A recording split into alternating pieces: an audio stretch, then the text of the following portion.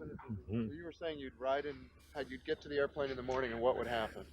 I get the crew together, and each time before a mission, I'd assemble them, and I'd try to calm them down, discuss the mission, and repeat that we'd have to have absolute discipline on the plane because it was a very serious business. And then we'd go about our business. We didn't chat during a mission. You'd only talk when you had to talk. There was no conversation going on, no sociability at all. But isn't that a beautiful aircraft? It's like a piece of sculpture. And it's lovely in the air when your wheels are up. When you formed and you flew in formation with sometimes at the end of the war with 1,000 aircraft, and you see the stream of contrails there, it was a very beautiful and dramatic sight. And one of the outstanding things about it was the way we assembled. We would take off at short intervals. Sometimes the weather was terrible in England. You'd have to break through the clouds. And you'd assemble over a splasher. And the lead plane would arrive at the splasher and fire flares. And the other planes, knowing what their position was in the formation, would assemble at that point and then go to their assigned place. The lead plane would be circling very slowly, and you would intercept the plane and find your place in the formation. And it was almost miraculous how well this was done with a minimum of fatality, because you'd be going through this soup sometimes. And it was a miracle that more planes didn't collide with each other. But it was done so well, and the formation then would, once composed, would take off and assemble with the other groups at the assigned times. And this stream of planes would head toward the target. And then we would be intercepted by our fighter protection at a given time. And then we proceed to the target. Now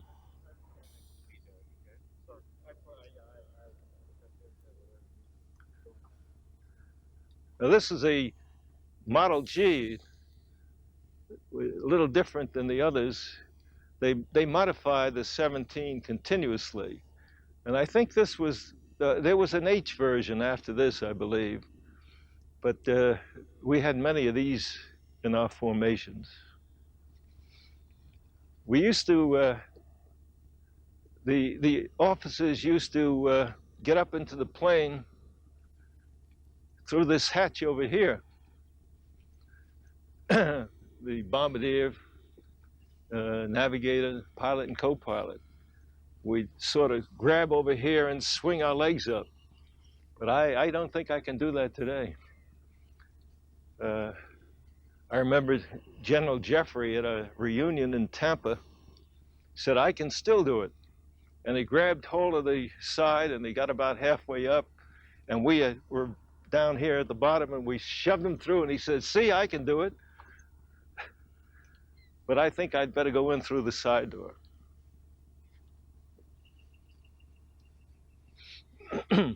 How does this particular plane look to you as you inspect it? See its condition? It looks like it's in good shape. They've done a remarkable job of keeping it up after some 50 years. That name doesn't strike me as being a particularly dramatic name. But that's immaterial. I'm sure the crew of this plane was superb.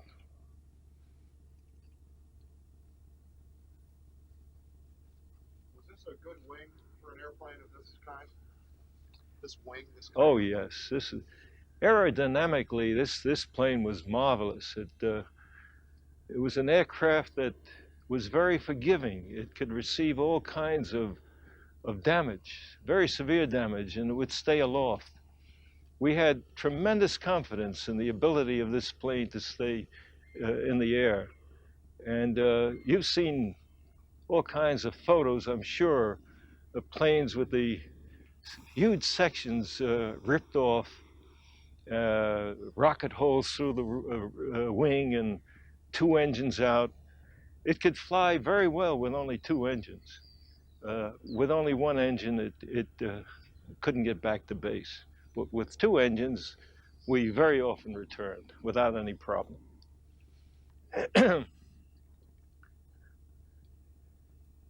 Now we used to anthropomorphize about this plane. We treated it as a living part of our crew. On missions, I would hear some pilots, when I was a command pilot, say, "Come on, baby, I know you can do it. I love you, baby." And it was one of us, a living organism. And it seemed to respond that way. I guess we still act that way toward it.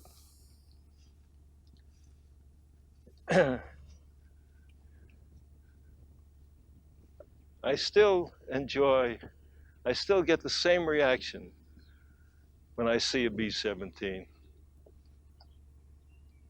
It was a very functional plane, a great plane to fly, and tremendous in formation. We didn't have a tremendous bomb load and didn't have much speed. Our cruising speed was about 150 miles an hour, and we'd approach a target often into a headwind of 10, 20 miles an hour. So we'd be going at 130, 120 miles an hour ground speed. And we were sitting ducks up there in that kind of a situation, but that was our mission.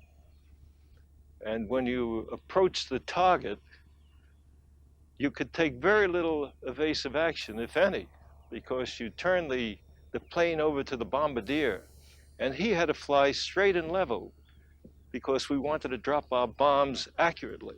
That was the whole purpose of the mission. If you went up and missed your target, you were exposing the whole group to danger without having achieved anything.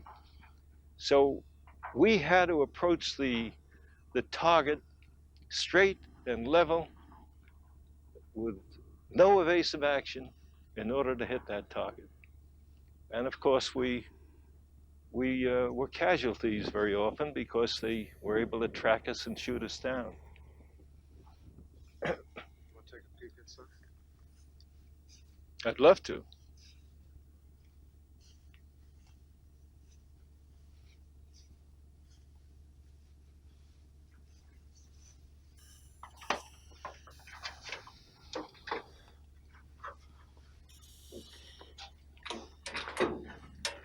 Well, this looks familiar.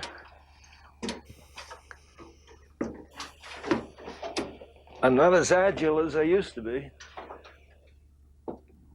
You're coming in here with your parachute on and your Mae West, and it was a little tight. Of course, I was much thinner at that time. Well,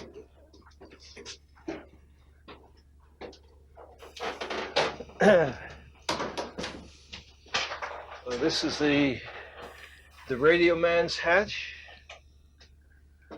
Oh, here's the bomb bay. I wonder if I can get through it.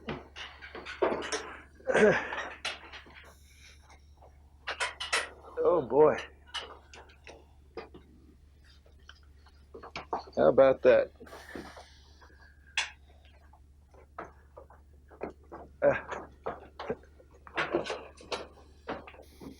There we go.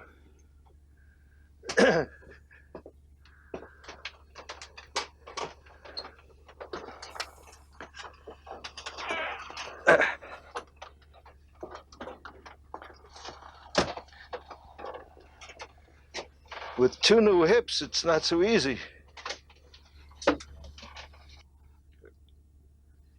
These are the controls for the four engines. And you see there, each one can be manipulated separately. And you try to adjust the engines so that they're all synchronized. And then you push forward and gain your velocity this way. This doesn't move now. It's all locked. This really brings back memories.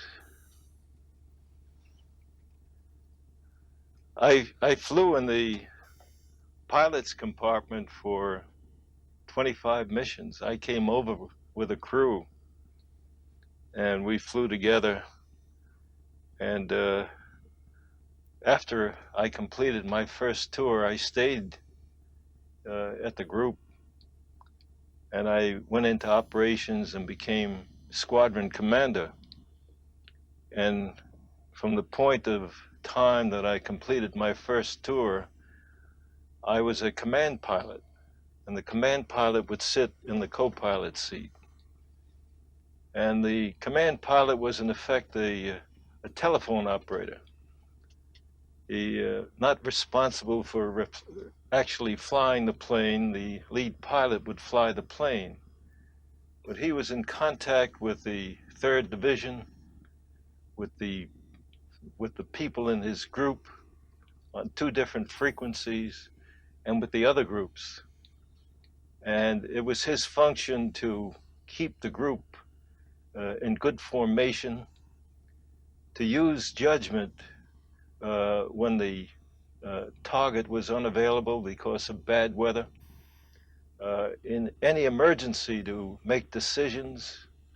There was one mission that I was on when the when the target was covered. The weather was just awful, and it was difficult to keep the formation together. So we had to turn back from the primary, secondary, and tertiary targets. We had a load of bombs on board, and I was unhappy and unwilling to bring them back and dump them in the channel. Well, I looked up ahead, and there was a break in the clouds, and I brought the group down, found the hole, and descended slowly. And up ahead was a huge building, huge structure. And I contacted the group and told them to open their bomb bay doors, and we headed for it, dropped it, and dropped the bombs, and there's a tremendous explosion, tremendous. We didn't know where we were, what we hit, but it was tremendous explosion. And we got back, and Red Bowman, our intelligence officer, said, "Rosie, you must have hit a fertilizer factory." So I don't know whether that was good or bad. The last time I was in the cockpit of a B-17 was in 1989 at a reunion of the 100th Bomb Group.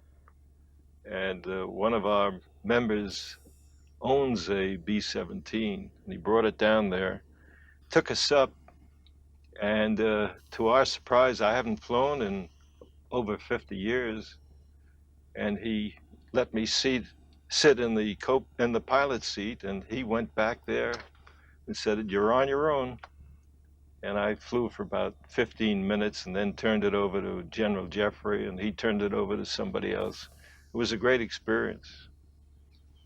You don't forget these things somehow. Is it analogous to riding a bicycle? You just don't forget how to fly it, or it all comes back at once? Well, we put in a lot of time on these things, and I don't think you can forget completely about it. I'm sure that I'd have to brush up and see the checklist, but I think that even today, I think we can land and take off these planes with a little practice. It's a very flyable plane, very flyable, very willing accomplice. It's quite warm in here. So you typically sit in this seat for, what, 8 to 12 hours on a mission? No, missions varied. On our second mission, we went to Marienburg, Prussia, which was a very long mission, one of the longest missions of the war. And we were in the air for quite a while, quite a while. I don't recollect the number of hours. And then with the briefing early in the morning and assembly and everything else, we were gone for a long time. And we thought we'd have tremendous casualties because we were going so deep into the heart of Germany. Strangely enough, we didn't lose a plane on that mission. I don't know why, but I guess they weren't prepared for us at that time. But also, we had very short missions. Before the invasion, we would attack the coast, uh, and in preparation for the invasion. And those were comparatively very short missions, maybe 2 or 3 hours. So it varied. Uh, there were missions that went to Africa and to Russia, but those were unusual. I've been on all kinds of missions, long and short, and frankly, I don't remember much about them now. I flew 52 missions, and I can remember a few missions, but not all of them. In the airplane, how did you keep in touch with the other 9 guys when you were on a mission? Well, you have an intercom, and the pilot would be in touch with the crew on the intercom, and then also he could switch to the channel where he could talk to the other planes or the command pilot. But you switch from one to the other and be in touch. If there was an emergency in the plane, you'd switch to the intercom and be in touch with your crew members. I wonder if I can stop it. It's quite warm in the cockpit here. I remember when we were in training in Peyote, Texas, it was very hot down there in the summer, and we'd enter the plane and strip and come in our underwear, and then we'd take off and get to altitude and we'd cool off and put our uniforms back on again. But this is not quite that hot. Did this cockpit give you a good perspective on a mission? I mean, were you able to feel like you could see everything you needed to? And Well, you had a co-pilot. You could not possibly see everything that was going around, and there were a lot of eyes in the plane. You had your tail gunner, your waist gunners, your radio operator, your other people, your people up in the nose hatch, and they could see things and relay them to you. I know there was on one mission I'll talk to you about later in Munster.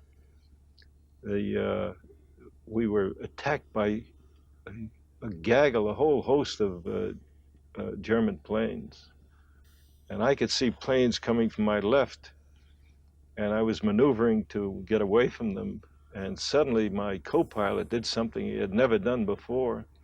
He pushed forward on the control column very abruptly, and he pointed his finger to the right of the aircraft, and there were a whole bunch of planes coming down from that side that were heading for us.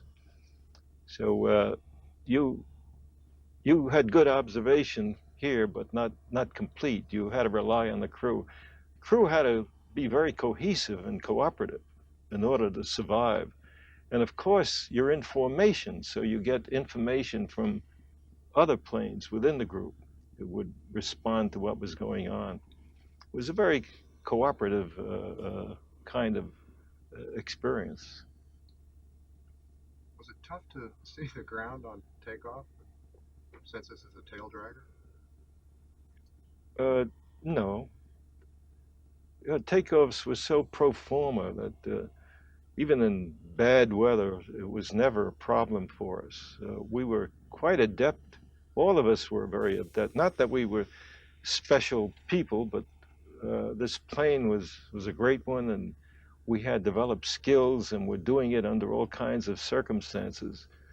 And we had no trouble getting off fully loaded. I don't believe we ever had an accident on takeoff, no matter what the conditions were. there may have been some accidents in landing when planes were damaged and they were not fully under control. But I don't remember any real difficulty with the B-17. Well, it was a noisy aircraft in combat. When the guns went off, they made quite a racket. But the largest racket, and the engines made noise, not like jet planes that you have today. The most dramatic noise you heard is when the plane was struck by a rocket or flak, or by machine gun fire from the fighters. That was a startling kind of noise, and it sort of jump out of your seat because you were startled, and then you proceeded. It didn't distract you from your mission, but it was a momentary reaction to what was going on. I bailed out of a plane only once on a mission from a mission over Berlin, and I'll tell you more about that later. But I got out about between 1,000 and 500 feet, and there was nobody else in the aircraft, and we were in a spin, and I just managed to get out and pulled my chute and then hit the ground hard. But that was the only time I parachuted. Another occasion, I crash landed over in France. On all the other missions, no matter how severely we were damaged, I managed to fly back to England and either land at our base or some other base. Wasn't it true that a lot of pilots were killed because they stayed with their aircraft to keep it, hopefully, not going into a spin, so that the other members of the crew could get out? And very often the pilot wouldn't have an opportunity because as soon as they would leave the controls, well, you describe it. How does that work? Well, the pilot has the obligation as commander of the aircraft to protect his crew, and so he would have the crew bail out. He'd have to make sure that everybody bailed out, that the wounded were helped to bail out. And when he left the aircraft, if the plane were severely damaged, it would do no good to put your automatic pilot on, and the plane would go into a dive and a spin, and then it would be extremely difficult for the pilot to get out. And I had that experience. I imagine that many pilots might have lost their lives that way. But that was his function. It was not a joyride. We were involved in a very lethal combat, and if he lived up to his obligations, that's what he did. That's what he was supposed to do. Tremendous sacrifice. Well, I think that the people we served with were tremendous. They were dedicated. They sacrificed. They had great courage, and I had tremendous respect for them. And that's the kind of thing that bonded us together, that still binds us together, and a feeling that transcends friendship, because we shared heartbreak and hilarity, and we saw our comrades go down and being killed, being wounded, become prisoners of war. And we developed a tremendous respect for each other, and we shared a victory. And I think that bind is very deep. To your last, was there did your view of being a pilot change? I don't think it basically changed. When I became a pilot of a B-17 and assembled the crew, we were instructed that we had to cooperate in order to survive. And I didn't consider myself as an individual. I considered myself as part of a crew. I happened to be the pilot and commander of the plane, but I had all these other men, and we were working together and cooperating very closely.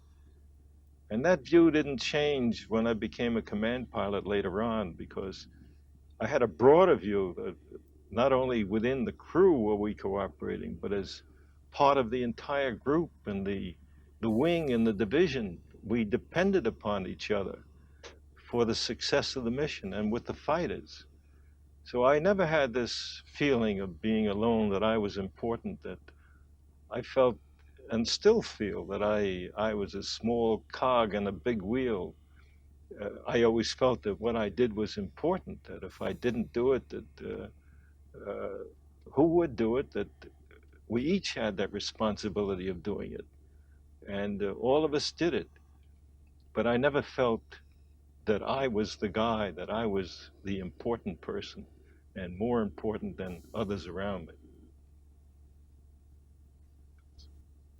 Help me with just a little bit of your history from the beginning. Uh, was there anything in your childhood that was any kind of a marker or uh, presaged you being a B-17 pilot that you can remember? I don't believe so.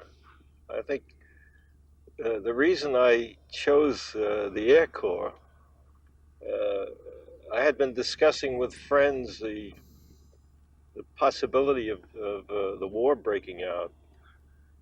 And we sort of all agreed that the most effective way to serve would be as a pilot, that you could do more with that kind of training and that kind of ability to achieve victory. And I think that that influenced me to go into the Air Corps. Was there any attraction also from the particular aircraft that you ended up flying, or did that just happen later? The Air Corps and the Army are completely unpredictable. When I became a pilot, I volunteered for combat, so they sent me into training gunners. And if you volunteered for the Pacific, you would be sent to the European theater. So I don't know whether, I don't believe I volunteered for B-17s, because if you volunteered for something, you were apt not to get it. I think we were just lucky, a whole group of us, to be sent to B-17 training. Do you remember the first time you flew on a B-17 or piloted it? Can you recollect any memories of that time? Yes, I remember. I think we were down in Sebring, Florida, and we were checked out, and the feel of the airplane was wonderful. And I remember landing it for the first time. I brought it in. It seemed so comfortable being up there, and the plane responded so beautifully that I immediately related to it. I was very happy to be on B-17s. Was it an easy plane to learn how to fly? Yes, yes. I found it extremely easy, and in all respects. We were well trained and carefully trained and checked out, not only in the ability to land and take off, but in navigational skills and night flying and so forth. It was a great aircraft. How did you end up with the 100th at Thorpe Abbott's just before October 8th of 1943? Well, I was sent over to Europe in August of 43, the end of August 43, and then we were assigned to the 100th. I had no choice about that. I didn't know what the 100th was. And then after we got there, we were taken from the 100th before we ever flew and sent to another group. And we languished there for a while, and then we were returned to the 100th. And then I began to fly. Did you have any knowledge of the 100th when you got there? Can you describe your immediate impression of the bomb group? I had not heard about the 100th group. Uh, I understand that it had somewhat of a reputation among the other groups, but I had not heard anything about it. What kind of reputation? It had been sort of a hard luck outfit and had many casualties.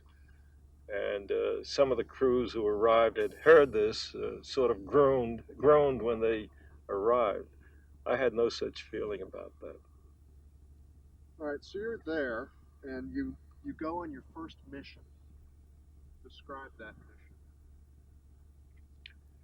Well, the first mission was on October 8th, 1943, and it was a mission to Bremen. And I flew my plane, Rosie's Riveters, and we encountered fighter attacks and heavy flak, and we lost half the group on that mission and returned to base. Our plane had suffered very severe damage, and we were unable to use Rosie's Riveters for quite a while, and I was given another plane to fly, the Royal Flush. And the second mission, we flew deep into Prussia, to Marienburg, and there was concern that going so deep into Germany that we would suffer heavy losses. And strangely enough, we didn't lose a plane on that mission. It went very smoothly, and we bombed the target very well. National Geographic did an article about flying fortresses a few years ago, and in that article they sort of highlighted the Marienburg mission as a textbook classic example of a successful precision bombing mission. How did you see it? Well, it ran so smoothly, and we encountered no difficulty, and the approach to the target was very good, and it was a good feeling, but we were exhausted. We'd been flown the day before, and this was an early briefing and a very long mission, and got back very late. And I had no other feeling except being very tired. And then of course, they woke us up the next morning early for another mission. And what happened on that day? Well, that was October 10th, and the mission was to Munster. And just to go back a little, in September and October of 43, the 8th Air Force was in crisis. We had been losing so many planes, the losses were deemed to be unacceptable. It was so high, and there was pressure on the 8th Air Force to stop doing daylight precision bombing and to do what the RAF was doing, to fly at night. And somehow the Air Corps resisted that pressure. But what had happened was, in September and October, we had very little fighter support. Our P-47s would escort us maybe 50 to 75 miles across the channel and then return. They didn't have the range to accompany us. And the German fighters would not take off until the P-47s left us. And then they would attack in force. And it remained that way until, I guess, late November, December, when P-51s came over, and they had the range to accompany us to the target and back. And they also fixed up the 47s and put wing tanks on them so that they could accompany us. And that changed the whole nature of the war, starting in December and January, perhaps. And also, what was very crucial at the moment was that the weather was bad, was terribly bad in November and December. And we were flying fewer missions. And that kept our losses down. And then there was a tremendous input or arrival of new crews and planes, which fleshed out the groups. And that, with the fighter support, changed the whole nature of the war. And from that point on, we were able to achieve ultimately air domination, which was very important if we wanted to succeed in the war and invade. Without that air domination, we could not have achieved that. But going back to October 10th, we didn't have that fighter support. And when we arrived into Germany over occupied France, we were hit by waves of fighter planes that kept coming at us. There were several hundred of these planes there, and the Luftwaffe, the 109s, swept through our group and shot down every plane in the group except our plane. We had very severe damage to the aircraft. We had two very seriously wounded waist gunners. Had a rocket hole through the wing. Two engines were knocked out. And we were there sitting alone, heading for the target. And the fighter attacks stopped as we approached the target because there was flak coming up. And the 109s didn't want to be hit by their own flak. And we went to the target alone and dropped our bombs and then swung off from the target to head home.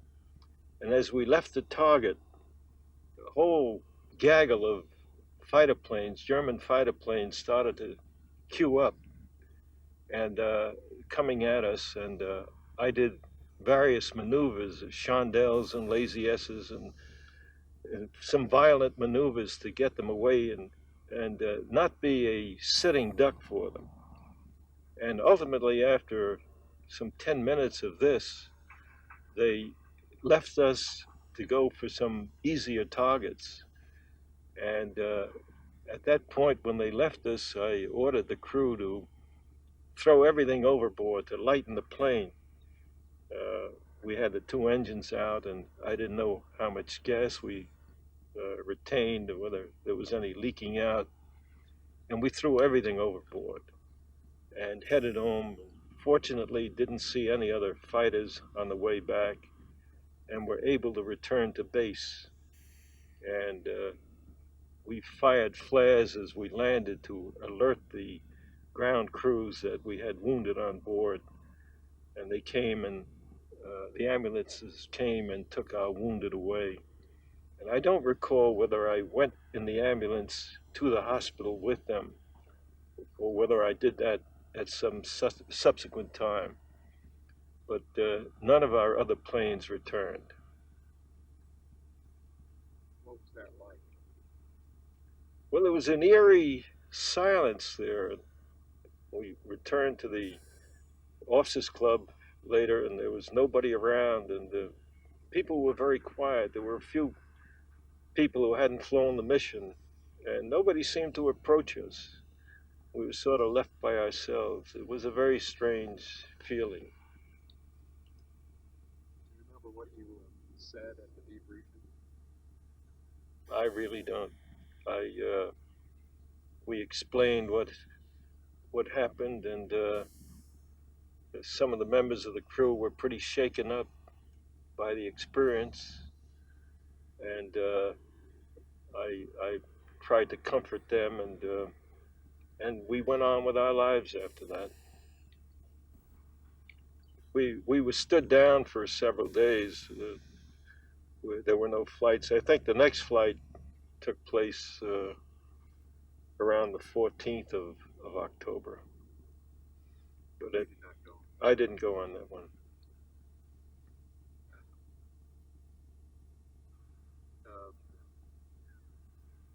Can you put your finger on that time after those first three missions before you started flying again? On the mood of the 100th, the mood of your crew? Well, we received replacement crews, and we started to fly again.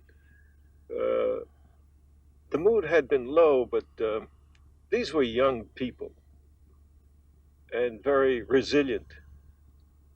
And I think within a short period of time, they showed that resiliency, and we put that experience behind us.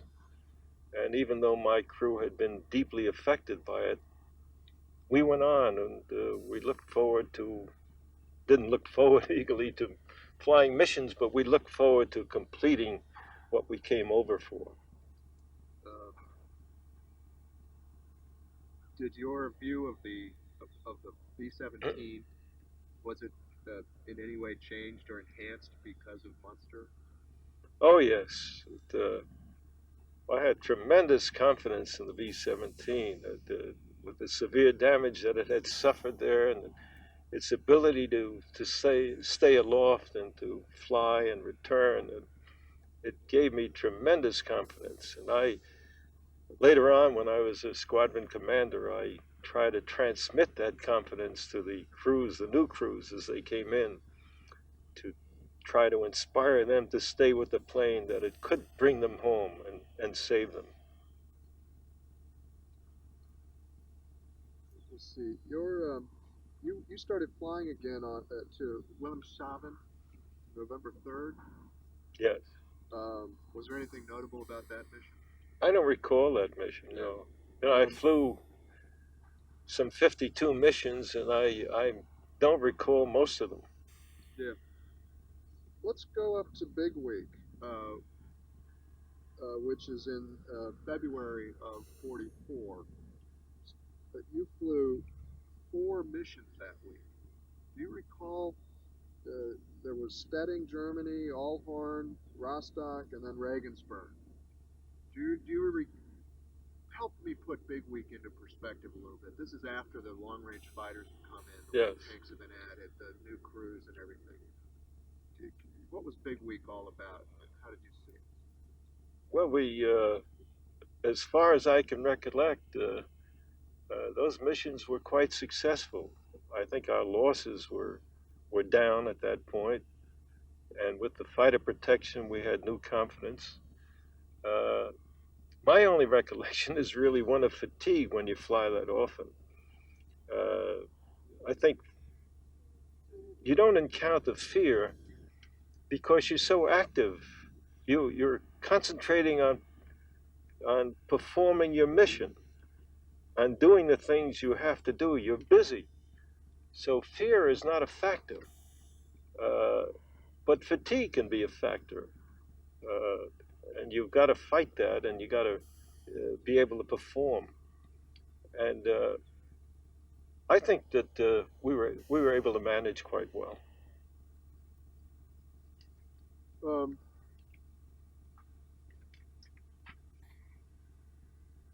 Getting to the end of your first set of 25 missions, your first tour, they ended with 2 missions to Berlin. Yes. Was this your first? Was this the first missions to Berlin? Yes, March 4th was the first scheduled mission to Berlin. As a matter of fact, Jim Doolittle, who was commanding the 8th Air Force, assigned himself to lead the 8th Air Force, to be the only one who had bombed Tokyo and Berlin. And that mission, the March 4th mission, was scrubbed because of the weather. And I think the Pentagon heard about his leading the mission, and they advised him not to do so.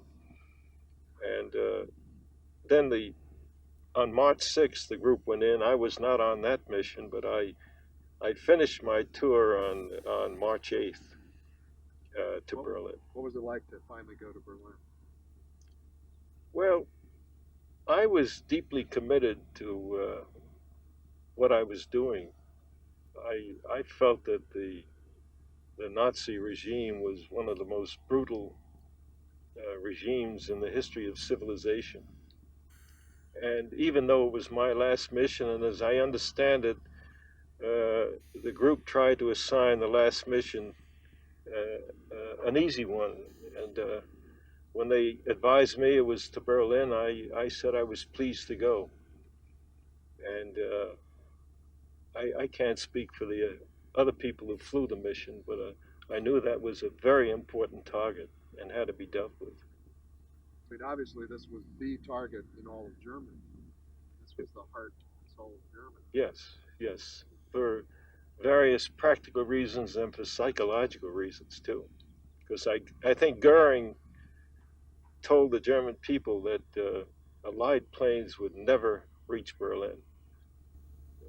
Do you recollect the flak that day, or just what you saw from above looking down? It's very strange. On March 8th, the conditions were very good, and we didn't lose a single plane. And the flak was heavy, but we completed the mission very successfully, and there was no trouble. These things were so unpredictable. You never knew when you would run into a very difficult mission. So how did it feel to complete your tour? And why did you go back for a second? Well, to answer your first question, before I took off, some of the crew urged me to buzz the airfield in celebration if we returned. And I was a very conservative fellow, and I didn't commit myself. But on the way home, I decided, well, they had a rough tour, and I was going to give them a buzz job. And I let all the other aircraft come in first, and then I proceeded to make what appeared to be a normal landing. And at the last second before landing, I revved the plane up and pulled the wheels up and headed for the tower. And the plane was really lower than the top of the tower, and I could see the people observing in the tower hit the deck. And I swerved the plane away. It, of course, didn't hit the tower, and I buzzed the airfield 4 or 5 times, and my crew were firing flares, and it was quite a celebration. And when we landed, a lot of people came around the plane and congratulated us. And I went to the debriefing room, and somebody said, "Did you know that General Hugland, who was the wing commander, was up in the tower, and he hit the deck and he messed up his uniform?" And I said, "Oh, Rosenthal, you've really screwed up this time." And just then I looked down, and there coming into the debriefing room was General Hugland walking toward me, and my heart sank. He came over and grabbed my hand, and he said, "One hell of a buzz job, Rosie." But I had determined to, your other question was why I had determined to stay on. You know, this was war is not a glamorous thing. We were there to perform a job to defeat this despicable regime that had inflicted so much harm in Europe and other parts, and on destroying cities and democracies and invading. And I was deeply committed, as were others in the group and in other groups, to defeating this regime. And I had the feeling that there were so many people who had been subjected to this German invasion that were unable to resist, unable to effectively defeat this group. And we had the capacity to do so. And I felt that as long as I had that capacity, I would try to achieve what I could in bringing about victory. And just to bring that down to what our story is about, that capacity was this particular airplane, right? Well, it's the experience and the ability that I had to fly it, and of course the wartime, the combat experience that I had, I thought would be very valuable. And that's when I decided to continue flying. I didn't return home. I continued to fly. Instead of having a crew, I was assigned to operations, and I briefed there. And ultimately, I was assigned to be squadron commander.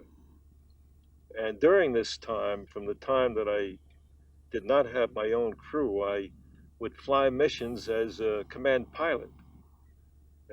Was a glorified radio operator who was in touch with the group and with the wing, with the division, and had to exercise judgment in deciding whether targets could be hit, whether primary, secondary, tertiary targets should be hit, if there were emergencies, to decide what to do. Not to fly the craft. We had lead pilots flying the craft. Just before D-Day, 100's got a new commander. Can you describe a little bit of what that meant and who he was and what he was like? Well, yes, Tom Jeffrey, who was then a colonel, who since became a major general, now retired, came to the group, and he was dynamic, charismatic, intelligent, and extremely experienced and knowledgeable, not only about the aircraft but about combat flying. And he instilled a discipline and a morale to the group that it lacked before. I have tremendous respect for Tom Jeffrey. He did a tremendous job. He was a great air leader and a great group leader. As a matter of fact, we were blessed. We had giants in aviation that we knew.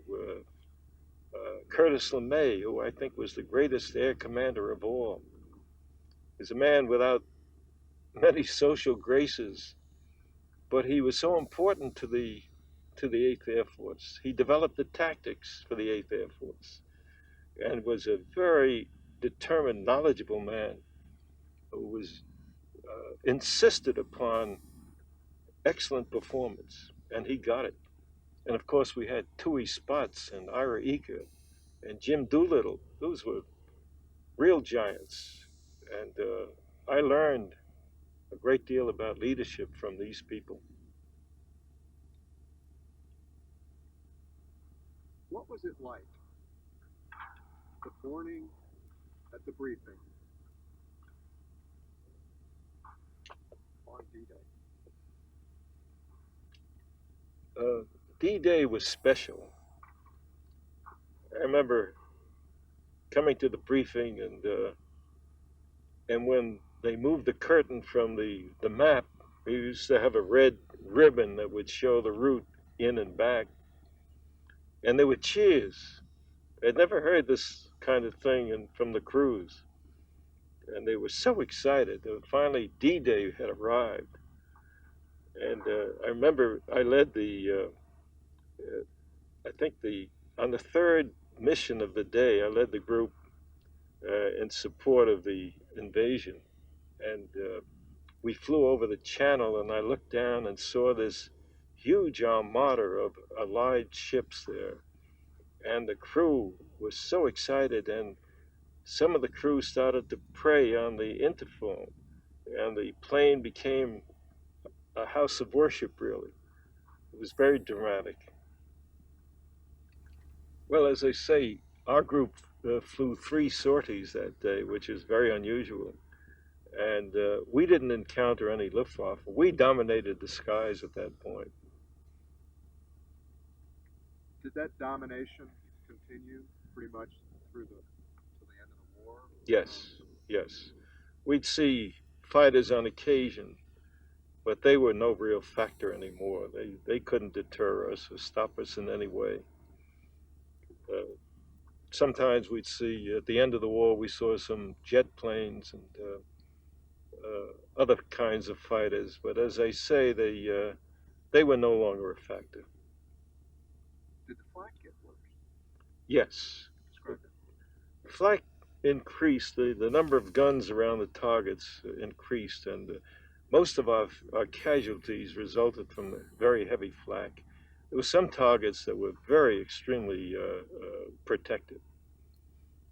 Of course, the Flying Fortress isn't really cut out for flak duty. I mean, for dodging flak. With all these guns, it can shoot down fighters. Has a chance. Did you alter your tactics at all?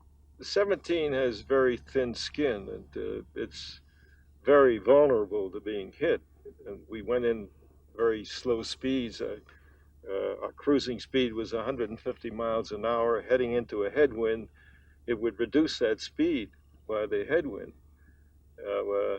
We were hit, but the plane could survive those hits very often.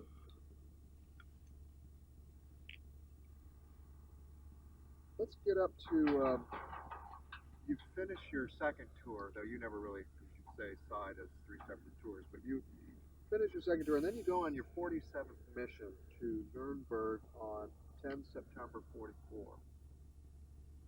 What happened? Well, we led the group to Nuremberg that day. Bill Terminella was a pilot, a superb pilot. And over the target, we had some damage. 3 engines were affected, but we were able to nurse the plane back over France. And we had to give up the lead to the deputy lead. And 3 engines conked out. You could get back easily on 2 engines. There was no trouble getting his 17 back home on 2, but you could not keep a 17 at an altitude with only 1 engine. We looked around for a field to crash land, and there was a very small field out there, and we chose that. And we landed and skid, and up ahead was a brook with one end of the brook, the far end of the brook, higher than the closer end, and we went across that, and it crushed the nose section and the cockpit. The 4 officers on board were injured. None of the enlisted men in the rear of the plane were hurt, and I was unconscious, and I was told that there was a tremendous amount of gasoline that had leaked out, and I could hear in the background some French, what I thought were French voices, even in this unconscious state. I was later advised that these were members of the resistance, and I was told that it had taken about a half an hour to extricate me from the plane. I had suffered very severe skull and facial damages and bodily damages and a broken arm. And I just remember waking up in the hospital in Oxford, England. I don't know whether that was the day after or how much longer after that. I had been operated on by then. And I remained in the hospital for 5 or 6 weeks and then went back to the 100th group. Well, I always knew I was going to resume flying. I never intended to stop flying. And I returned and told them I wanted to continue. And there was no difficulty in that regard. Let's go on to your last flight. You resumed flying in December of 44, and then on February 3rd of 45. What happened? Well, I was selected to lead the group, and actually it was leading the Air Force onto the then largest raid over Berlin. And I recollect that day very well. It was a very beautiful day. The sun was shining, not a cloud in sight. And we formed so well and rendezvoused well with the various groups and the various divisions, and were intercepted by our fighter support. And I remember going there, and the sun was shining, and I almost dozed off. There were no problems at all. And then we approached the target, and there was tremendous flak coming up. And on the way to the target, we were hit by flak. the plane caught fire. There were 2 dead in the plane, some wounded, 2 engines knocked out, and we continued our bomb run and dropped our bombs. And then I knew we could not return to base with the plane in that condition. I thought it might blow up at any time.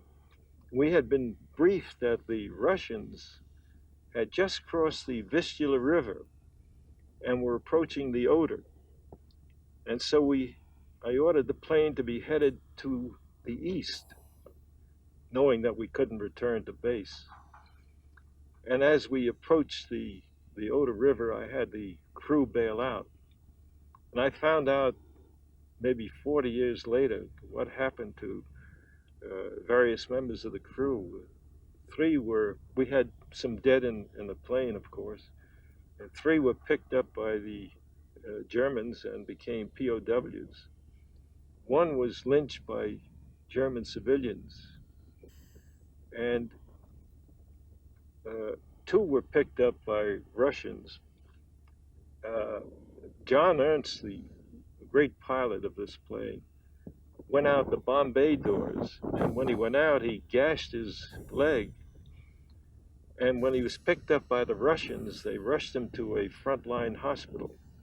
And I found this out at a reunion some 40 years later from him, that they amputated his leg without the benefit of any anesthesia.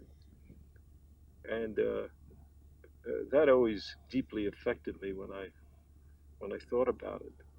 And when the entire crew had bailed out, I decided I'd better get out myself. And when I left the controls, the plane went into a spin. And I was pulled down by centrifugal force, and I had difficulty. I had to push my way out of the cockpit down into the front section where the navigator and bombardiers sat. And I pushed my way out of the front hatch and cleared the plane and opened my chute. And I must have been very low to the ground, between the 500 and 1,000 feet. And after my chute opened, I hit the ground very hard and broke my arm again, and was in a state of shock from hitting so hard. And I looked up, and I saw 3 soldiers coming at me with guns. And one of them, and I was lying in a crater, and when he came up to me, one of the soldiers raised his gun and was about to strike me, and I noticed that he had on his hat the Red Army symbol. And I yelled, "Amerikansky, Roosevelt, Stalin, Churchill, Pepsi-Cola, Coca-Cola, Lucky Strike." And they recognized me as an American, and they then embraced me and took me to this was a frontline patrol that picked me up. They took me to a German hospital for repairs, and I saw there the goriest sight I've ever seen. Blood all over the place and people being operated on. Horrible scene. Yes, and then I met with the other 2 members of the crew that had been picked up by the Russians, and we were taken to a farmhouse and kept there for several days. We were fed hamburgers, breakfast, lunch, and dinner by a very lovely Russian woman who looked like a guard for Notre Dame. And we called her Hamburger Hattie after a while, because we were being fed. They were trying to be very nice to us, and that was a delicacy, really, to have all that meat. And from there, we were taken from East Germany into Poland, and saw a tremendous amount of devastation there. Villages and cities and camps surrounded by barbed wire. And I saw Posen under rocket attack at night. And then we were flown to Moscow, and we stayed at the quarters of the embassy and had lunch with Averell Harriman, our ambassador, and his daughter. and Mr. Harriman arranged for a press conference. And then I was able to wire home to my mother, who had received a missing in action telegram, to say I was okay. And I wired to 3rd Bomb Division and said, "Hold my job, I'm coming back." And then we were taken from there to Poltava, to Kharkov, Poltava, Tehran, Cairo, Tunis, uh, Athens, Naples, and back home. What was it like back home at the 100? Well, back home, I was sorry to see that Colonel Jeffrey, then Colonel Jeffrey, was no longer commanding. Not that I didn't like the new commander, but I felt very close and admired Colonel Jeffrey, and I resumed as squadron commander of the 418th at that time. And the reception that you got? Oh, well, our intelligence officer was Red Bowman. He was a very feisty kind of guy. Had been an editor of a newspaper in Boston, and he saw me and he said, "Rosenthal, you stupid bastard." He said, "If you hadn't come home, you would have had the Congressional Medal of Honor posthumously. But now you're not going to get it. You're just going to get a Distinguished Service Cross." I rather like that idea better than getting it posthumously.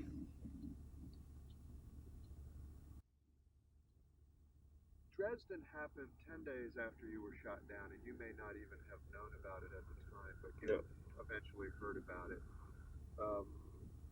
Just give me your reaction to it as a bomber pilot, as an American. I mean, bombing civilian. I tell you, it's awful to have to bomb and kill civilians, women, men, children. It's a terrible burden. The Germans did that in England extensively. They bombed Coventry and London, the East End of London, where the workers were, various places in London, killed civilians. War is not a glamorous thing. It's a very lethal, deadly thing.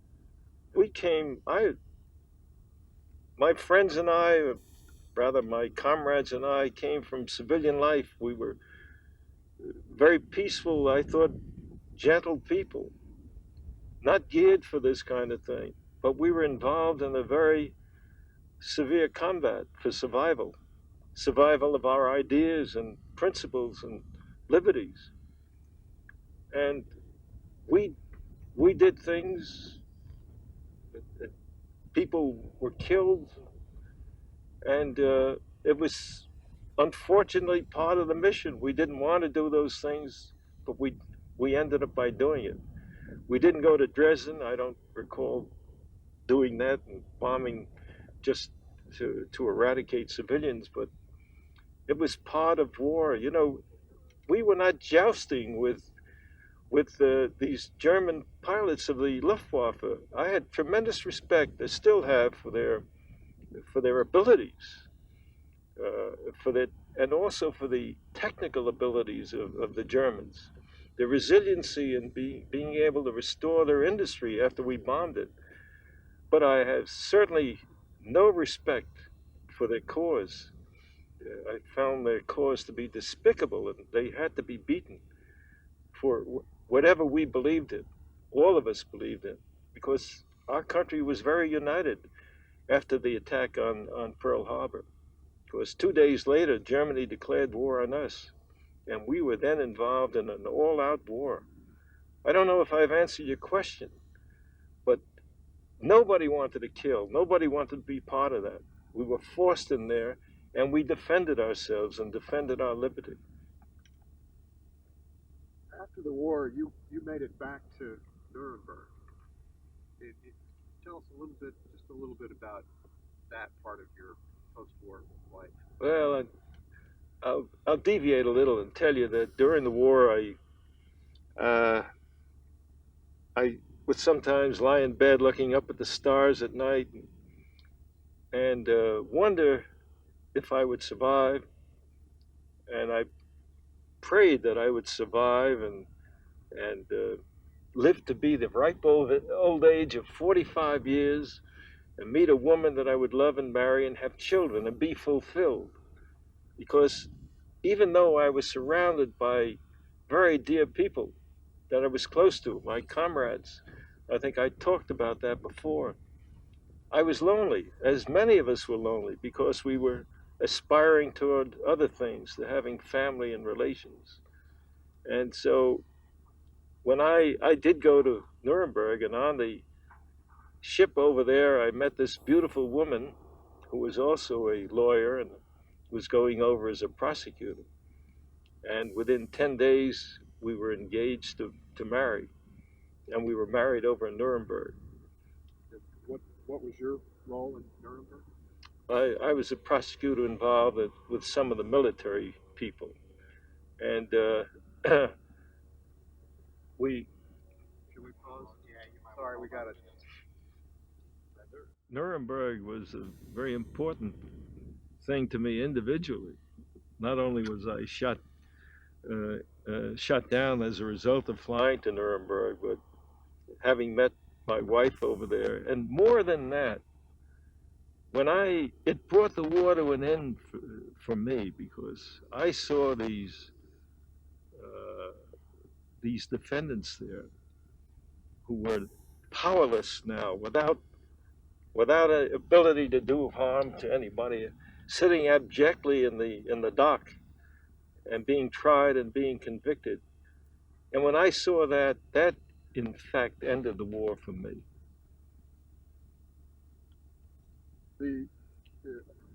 Your bombing B-17 days ended abruptly, never to resume, right? That's right. And you must have some feelings about that, looking back.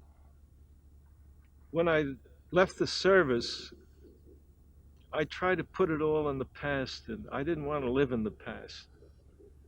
And I was exhausted at that time. Not a physical exhaustion. I've been through these trying experiences, and I wanted to put that behind me, and I wanted to resume civilian life. And for many years, I didn't think about the war, and I didn't talk about it. I put it in the background. And it was only later on, many years later, when we reunited in a reunion, that we started to talk about it.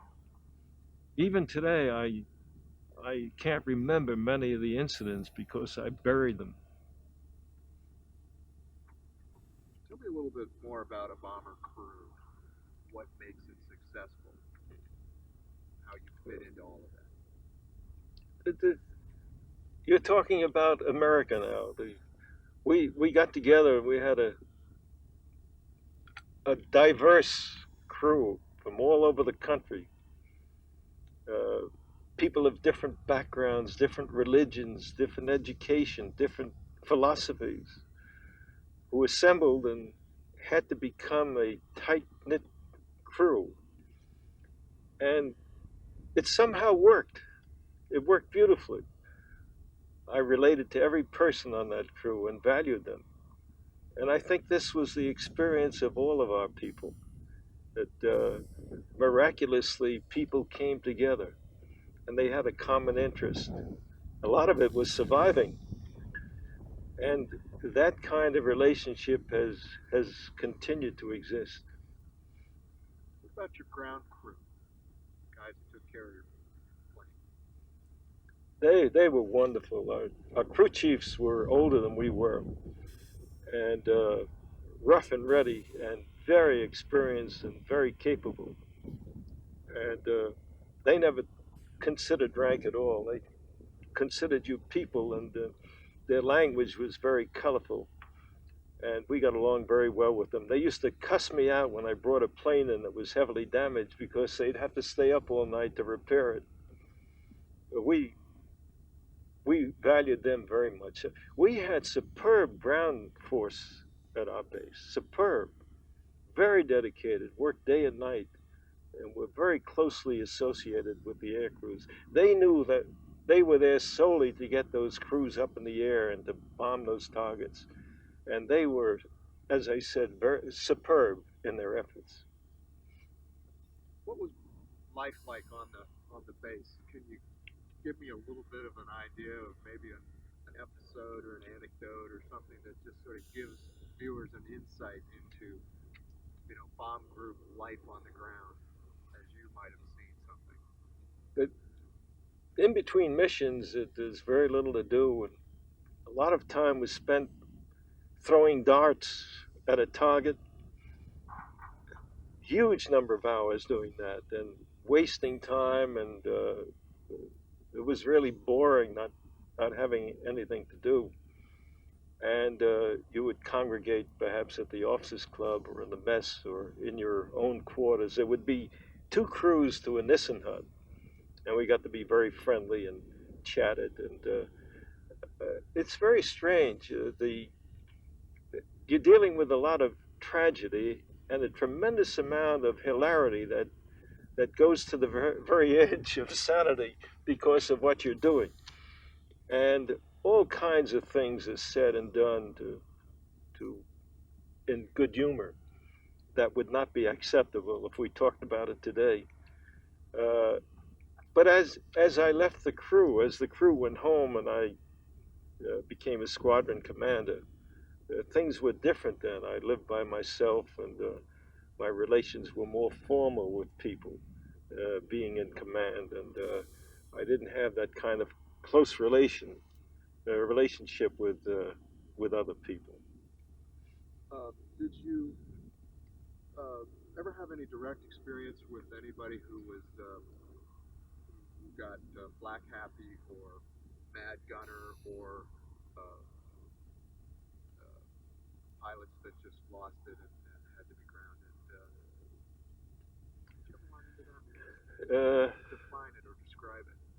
I had one pilot. When I took over a squadron, there was one pilot in the squadron who had 5 missions. Decided he didn't want to fly again. Of course, he said he didn't like flying. He said combat didn't bother him, but he didn't like flying. It didn't make sense to me. And to keep him around would destroy morale. And I ordered him to fly, and he didn't, and we started proceedings against him, and he lost his commission and was sent home. And there was also one other time I was flying a mission, leading a mission as command pilot, and they brought people over from training command who would rank majors and lieutenant colonels to give them combat experience and to put them into jobs as squadron commanders. And I had this one man on the mission who was standing in between the pilot and co-pilot seat. And I didn't talk to him at all during the flight because I was busy, but as we approached the target, he kept tapping me on the shoulder and pointing to the flak, and I'd turn around and look at the flak and I'd nod my head because that's where the target was. And he did that several times, and we hit the target. We didn't have any losses on that mission, and we came home, and he went in to see Colonel Jeffrey and said he couldn't fly, and Jeffrey started proceedings against him, court-martial proceedings, because he refused to fly. So there were cases like that. I had another case of a bombardier who was acting very oddly on the mission. Was very super sensitive and hyper-tense kind of guy. And the crew asked me to, first I heard that he refused to fly, and I brought him in, and he said, yes, I'll fly. And he went back to the crew, and then the crew came to me and asked me to relieve him from their crew because he was a dangerous person to have on the crew. And I realized then that this was not his fault, that he needed some psychiatric help, and we gave him that. Move the car over here. Questions? Yes. On a few things. weather. What was the weather like? How did you deal with it? How did it affect flying B-17s? Well, after the war, I went back to England with my wife, and we went to a cathedral in Wells, and there was an elderly lady, part of the cathedral, and we were chatting, and I said to her, I was in England in the war, during the war for 2 years, and we had one day of summer. And she said, yes, it was on a Wednesday. The weather was absolutely mad over there.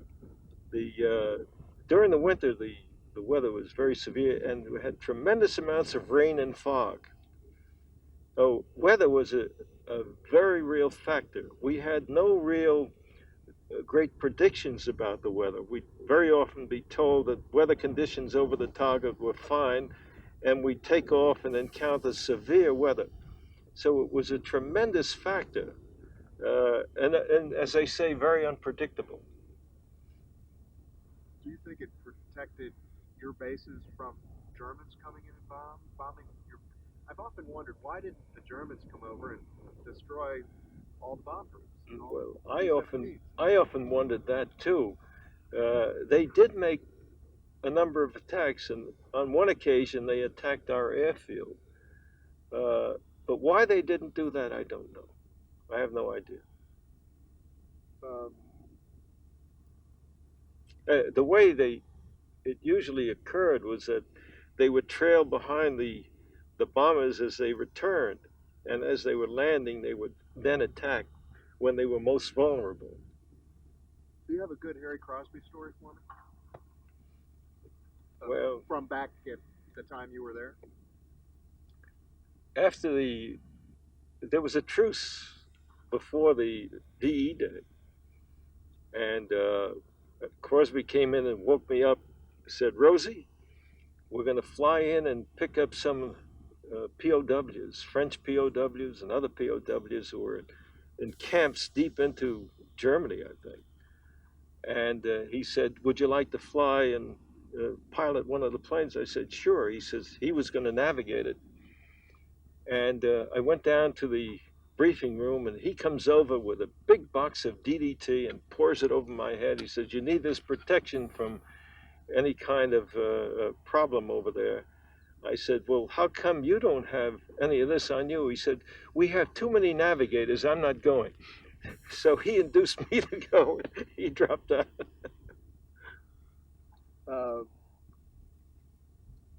Just in terms of your relationship with a navigator, as a pilot to navigator thing, was there anything special about that? You mean with Harry? I never. Not with Harry. Yeah, I never flew with Harry on a mission. But the pilot to navigator connection during a mission. Yeah. Well. What goes on?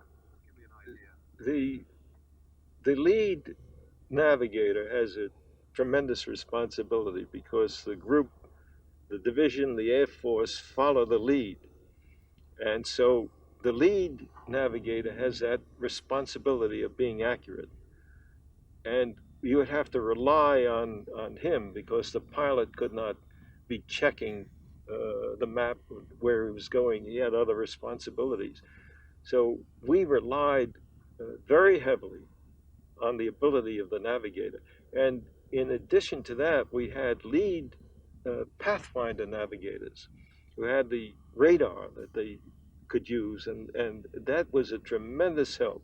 So very often at the end we would have a regular navigator and a pathfinder radar navigator there, but they were crucial to the success of the mission.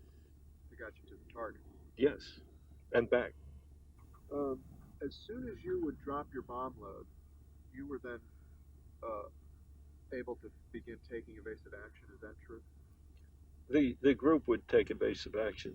Because once you dropped your bomb load, then it was a question of keeping the group together and surviving for your return trip home. You've completed your mission of dropping bombs on a target. And then you wanted to bring people home without any casualties. So yes, we did use evasive action, but actually, once you left the target, you avoided the flak areas. We knew where the flak was. Sometimes we might be surprised by flak guns that we didn't anticipate on the way back or the way going there. But there was really no necessity once you left the target and got out of the target area to do evasive action. From the moment we dropped our bombs until we left the target area and the flak guns, there was evasive action. The giving up the piloting of the plane to the Norden bomb site for that approach to the bombs away. What was that like for a pilot? Well, it was part of our the way we planned the mission. Everything was planned about dropping bombs accurately, and if you screwed that up, there was no point to going. You were exposing people to danger without accomplishing anything. So the crucial part of the mission was those last minutes as you approached the target, ready to drop bombs. And we would turn the plane over to the control of the lead bombardier, who would then maneuver the plane, keeping it as a level platform to approach the target at a stable, unfluctuating rate of speed, so that the target would be hit. And we relied on the lead bombardier for that, because all the other planes in the group toggled out their bombs when they saw the lead bombs going out. When bombs were dropped, did your formation change at all? Did you fly one behind the other, or did you always keep your 3-3-3? We retained the formation. Always? Yes. Never went into a line or anything? No. The formation was devised for protection. In that formation, you had guns all over. And I understand after the war, some German Luftwaffe pilots said that there was an awesome sight to approach these formations with bullets spewing from all angles. It was deliberately done, and I think Curtis LeMay was largely responsible for those tactics. The combat boxes? Yes. That's what they were referred to.